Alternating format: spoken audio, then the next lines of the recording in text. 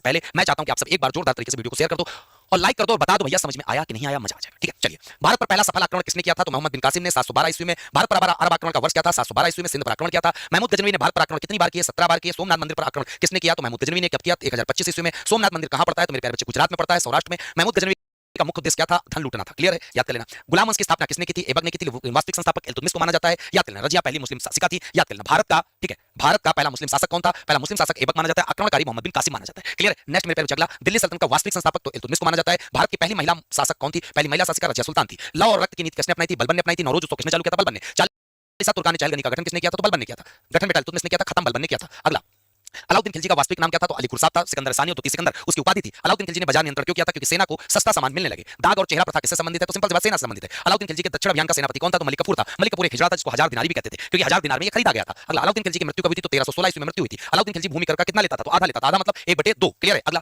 तुगलक वंश की स्थापना किसने की थी? तुगलक वंश की स्थापना गयासुद्दीन तुगलक ने। राजधानी परिवर्तन योजना किस सुल्तान ने बनाई थी? मोहम्मद बिन तुगलक ने, जिसने दिल्ली से दौलताबाद किया था। तांबे की सांकेतिक मुद्रा किसने चलाई थी? मोहम्मद बिन तुगलक ने। इब्न बतूता को भारत में किस पद पर नियुक्त किया गया था? काजी के पद पर। किसने किया था? मोहम्मद बिन तुगलक ने। अगला, फिरोज शाह तुगलक ने कितनी नहरें बनवाई थी? तो 5 नहरें बनवाई थी। तुगलक वंश का अंत किस आक्रमण के साथ हुआ था? बाबर के साथ हुआ था। इसके बाद सैयद वंश की स्थापना किसने की थी? तो खिजर खान ने की थी। लोधी वंश का संस्थापक कौन था? तो बहलोल लोधी था, याद कर लेना। अगला, आगरा नगर की स्थापना किसने की थी? सिकंदर लोधी ने की थी। कब की थी? 1504 ईस्वी में की थी। दिल्ली सल्तनत का अंतिम शासक कौन था? दिल्ली सल्तनत का अंतिम शासक इब्राहिम लोधी था। अगला सवाल, दीवाने अर्ज किस विभाग से संबंधित है? दीवाने अर्ज, याद कर लेना मेरे प्यारे बच्चे, सेना से संबंधित है। जबरदस्त तरीके से याद रखें।